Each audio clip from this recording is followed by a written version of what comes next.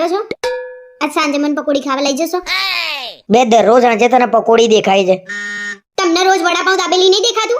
તો હું એમ જ કહું છું, વડાપાઉં દાબેલી ને એવું ખાને દરરોજ શું પકોડું ખાવાનું? તમારે મને આજ સાંજે પકોડી ખાવા લઈ જવાની છે કે નહીં? નહીંતર હું જમવાનું નહીં બનાવું. જમવાના ને પકોડીને શું લેવા દેવા? બસ ના રાંધવાના બાના વધુ છું. ના રાંધવાના બાના એટલે સવાર સાંજ કોણ જમવાનું બનાવે છે? આખો દિવસ ઘરનું કામ કોણ કરે છે? તમારે મને પકોડી ખાવા લઈ જતા જોર આવે છે, તો અમને રાંધતા જોર ના આવે? પણ મેં તને ક્યાં પકડી રાખી છે? તું જઈને ખાઈ આવતી હોય તો.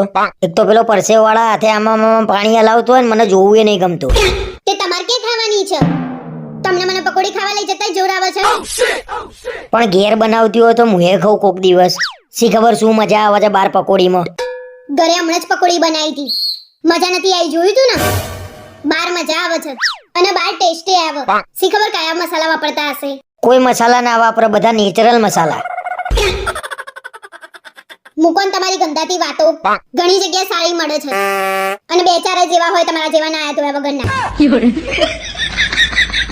આ બહેરા હોય તો પકોડી પાછળ હાથ તાર વાર્યું છે, ગાંડી થઈ ગઈ છે બધી.